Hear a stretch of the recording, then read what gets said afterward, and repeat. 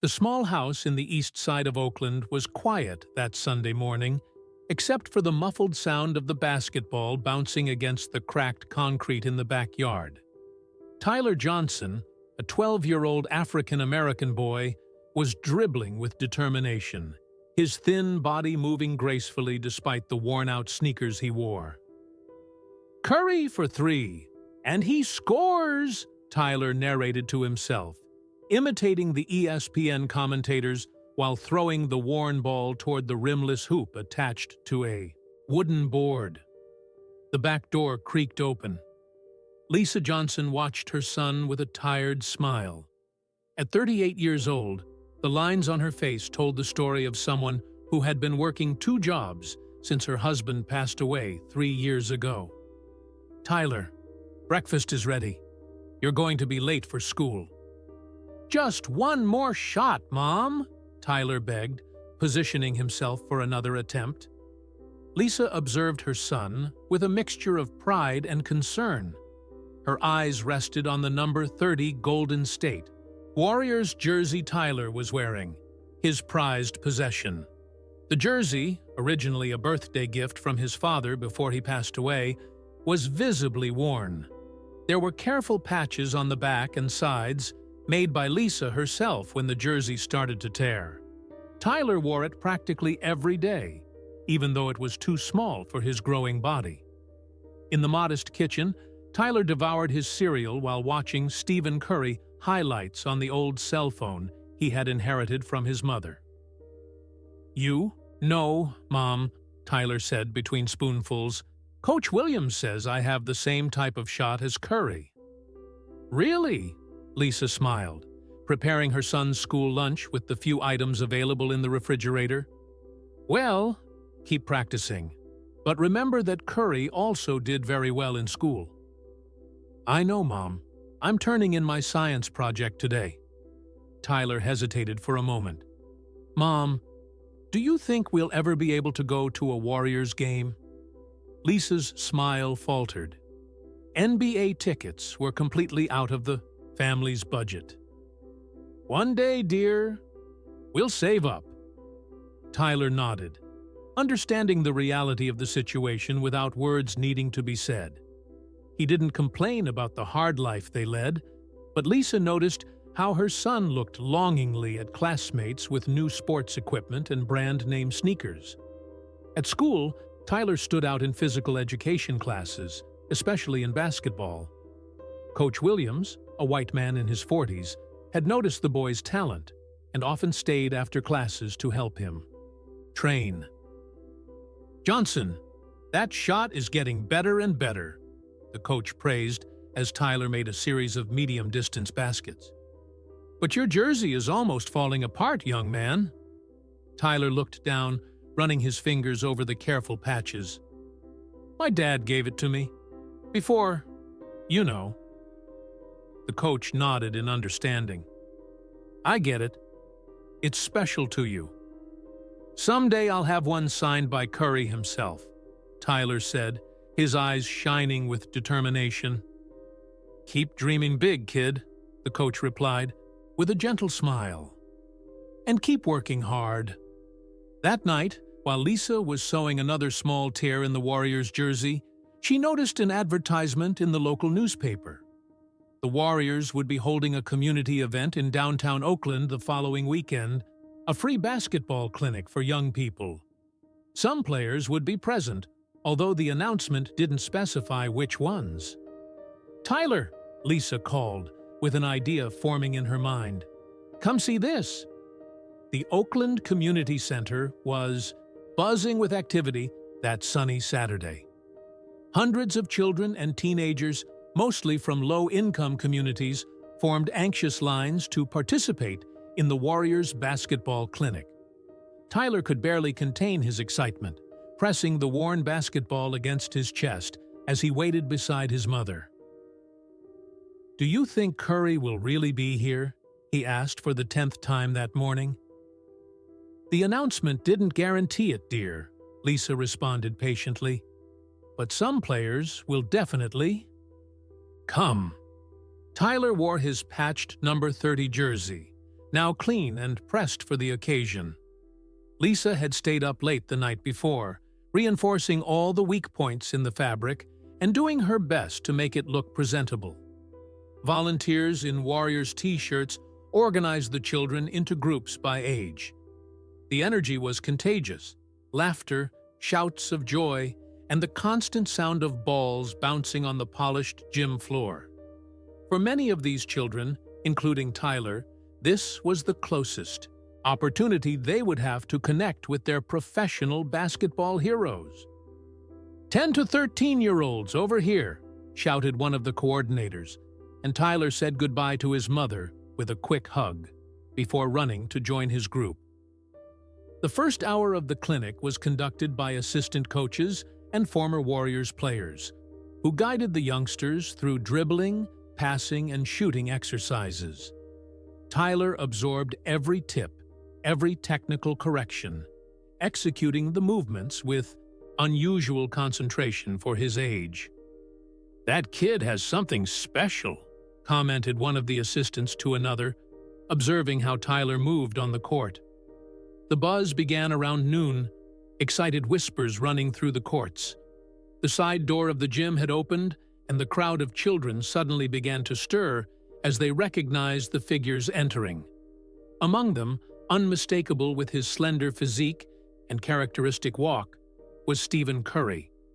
Tyler's eyes widened in disbelief. His idol was less than 20 meters away, smiling and greeting the children who instantly crowded around him. The players split up among the groups, and by a cruel twist of fate, Curry was directed to the group adjacent to Tyler's. The boy tried to focus on Draymond Green's instructions, who was working with his group, but his eyes kept drifting toward Curry on the other side of the court. During a water break, Tyler stood on his tiptoes, trying to see over the other children as Curry demonstrated his famous shot. Without realizing it, he gradually moved closer, hypnotized by his hero's presence. That's when it happened. While backing up to make room for Curry to demonstrate a move, Tyler tripped over another child and fell backwards, practically at Stephen Curry's feet. A momentary silence took over that corner of the gym. "Hey, are you okay?" Curry asked, extending his hand to help the boy up. Tyler, mortified and amazed, accepted his idol's hand and stood up. Yes, sorry, Mr. Curry." It was then that Stephen Curry's gaze caught something that made him pause. His eyes fell on the jersey Tyler was wearing, his own number 30 jersey, but visibly worn and carefully patched in several places. The jersey was small for the boy's body, with the sleeves a bit short and the material stretched. "Is that my jersey you're wearing?" Curry asked, leaning down to look closer. Tyler felt his face burn with shame. In his excitement to meet Curry, he had completely forgotten about the condition of his jersey. Yes, sorry, it's kind of old." Contrary to what Tyler feared, Curry's face lit up with a smile. "Man, that jersey has history. How long have you had it?" 3 years, Tyler replied, gaining confidence. "My dad gave it to me before he died." Something changed in Curry's look. A flash of recognition, of empathy. "What's your name?" "Tyler. Tyler Johnson." "Well, Tyler Johnson," Curry said, placing his hand on the boy's shoulder. "Do you have a good shot? I want to see what you can do." A circle of curious spectators formed as Stephen Curry passed the ball to Tyler. The boy, initially paralyzed by nervousness, felt a familiar calm take over when his fingers touched the familiar texture of the basketball. "Show me what you've got, Tyler," Curry encouraged, with a genuine smile. Tyler took a deep breath, visualized the movement as he always did in his home backyard, and executed a fluid mid-range shot. The ball described a perfect arc and went through the net, with a soft swoosh. "Good!" Curry exclaimed, genuinely impressed. "Again, but a little further out this time." Tyler stepped back a few steps and repeated the movement, focusing on the technique he had practiced tirelessly. Again, the ball found the center of the rim. "This kid has your touch, Steph," commented one of the assistant coaches who was observing the scene. For 15 minutes, that seemed magical to Tyler. Stephen Curry worked exclusively with him, adjusting small details in his shooting mechanics, giving tips that the boy absorbed like a sponge. The other children watched with a mixture of admiration and envy. Lisa, who was watching from the bleachers, discreetly wiped away a tear. Seeing her son receiving individual attention from his greatest idol was something she could never have planned or provided, no matter how much she worked. "You have natural talent, Tyler," Curry finally said. "But you know what really impresses me? The dedication. That jersey tells me you don't give up easily, that you value what you have." Tyler looked down, running his fingers over the patches on the jersey. "My mom always fixes it for me. It's my favorite thing." Curry looked toward the bleachers. "Is that your mom over there?" Tyler nodded, and Curry led him to where Lisa was sitting. She stood up, nervous, as the NBA star approached. "Mrs. Johnson, your son has incredible talent," Curry said, extending his hand. "And I'm not just saying that to be nice." "Thank you," Lisa stuttered, shaking Curry's hand. "He practices every day." "I can see that," Curry replied, looking again at the patched jersey. "Tyler told me about this jersey, about your husband." Lisa nodded, unable to speak as emotions built up in her throat. "You know," Curry continued, "I'm always looking for talented young people for my summer camp. It's usually quite competitive, but I'd like to offer a spot to Tyler." Lisa's eyes widened. "Mr. Curry, that's very generous, but we can't afford—" "With a full scholarship," Curry completed gently, "including equipment and everything else he'll need." Tyler could barely breathe. "Really, Mr. Curry?" "Really," Curry confirmed, messing up the boy's hair. "But with one condition." "What?" Tyler asked anxiously. "That jersey," Curry pointed to the patched jersey. "It has a lot of history, a lot of dedication. I want you to keep it forever as a reminder of where you started, because I'm going to give you some new ones, but none of them will have the value of that one." Tyler's eyes filled with tears, and he nodded vigorously. An assistant approached, whispering in Curry's ear that he needed to move on to his next commitment. The star nodded and turned his attention back to Tyler and his mother. "I have to go, but my team will get all your details," he said, taking a pen from his pocket. "And Tyler, turn around." The boy obeyed, confused, and felt Curry writing something on his jersey. "It's not every day I meet such a dedicated fan with a story like yours," Curry said as he finished writing. "Keep that fire burning." When Tyler finally managed to turn his neck to see what Curry had written on his jersey, he read the words, "To Tyler, the next great shooter. Believe and work. Stephen Curry, Ritter 30." 3 weeks after the meeting at the community center, the doorbell at the Johnsons' house rang promptly at 10 a.m. on Saturday. Lisa opened the door to find a representative from Stephen Curry's foundation carrying several boxes. "Mrs. Johnson? Delivery for Tyler Johnson," the man announced with a friendly smile.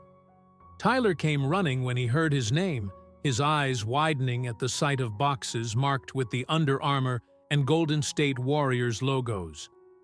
"What is all this?" Lisa asked, amazed by the quantity.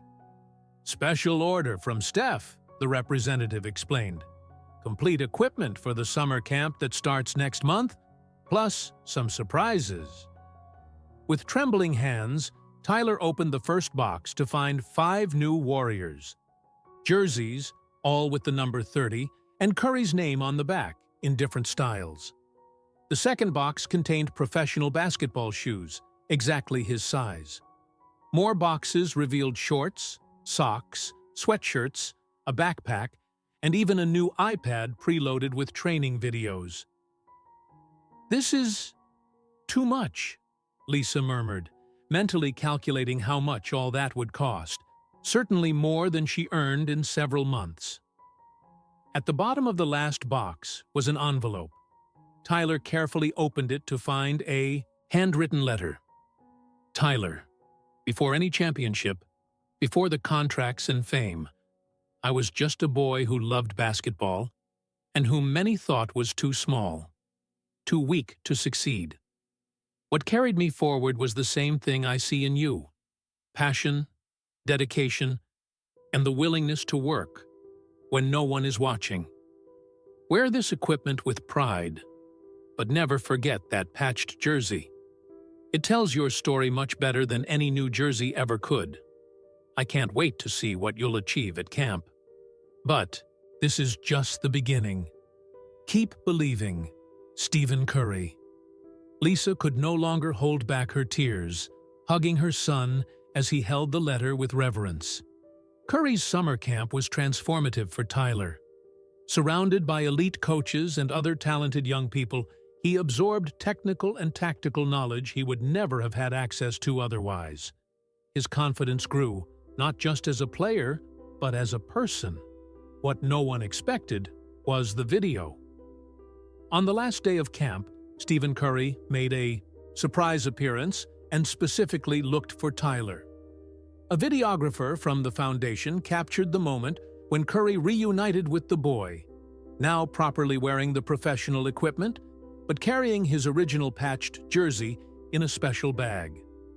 "Can I see the legendary jersey?" Curry asked, and Tyler carefully took it out of the bag. Curry examined the patches with genuine admiration. "Do you know why this story touched me so much, Tyler?" he asked as the cameras rolled. "Because basketball isn't just a game of physical skill. It's a game of perseverance, of overcoming obstacles. Each patch on this jersey is a lesson about not giving up, about valuing what you have and working with it." The Foundation's media team edited the video of this meeting, along with scenes of Tyler's progress during the camp, and the story of how his mother worked 2 jobs to support the family after losing his father. The video, titled "Beyond the Jersey, Stephen Curry and the Young Shooter," was posted on the Foundation's social media. In 48 hours, the video exceeded 10 million views. In a week, the counter showed more than 30 million. The story of Tyler and his patched jersey touched a nerve in American sports culture. An authentic story of perseverance, dreams, and the unexpected kindness of a superstar. Scholarship offers from private schools began to arrive for Tyler. A local sports brand offered Lisa a better-paying job as a community representative, allowing her to quit her second job. Coach Williams, who had encouraged Tyler from the beginning, was invited to become an associate coach at Curry's Foundation. 6 months after that initial meeting, Tyler was sitting courtside at the Chase Center, watching the Warriors warm up. He and his mother were Curry's special guests for the game. The boy still carried his patched jersey in a special frame, a gift from the Warriors team, forever preserving that symbol of his journey. When Curry finished his warm-up ritual, he came to the sideline to greet Tyler. "How's the shot?" the star asked. "Getting better every day," Tyler replied with confidence. "I promise I won't waste this opportunity." "I know you won't," Curry smiled. "You know, some call this luck. You being at that event, me noticing your jersey. But I've learned that in life, just like in basketball, you create your own luck through hard work. You were already working hard long before you met me." The arena lights began to flash, signaling that the game would start soon. Curry needed to return to the locker room. "Save a spot for me on the team in a few years," Tyler joked, making Curry laugh. "I'll be waiting, but until then..." Curry bent down to be at eye level with the boy. Remember that the greatest victory isn't what happens on the court. It's who you become on the journey. As the MVP returned to join the team, Tyler held the frame with his patched jersey against his chest. For the rest of the world, it was the story of how an NBA superstar changed a boy's life. But for Tyler, it was a reminder that life's patches aren't scars to hide. They're medals of honor that tell a story of resilience. And that story was just beginning.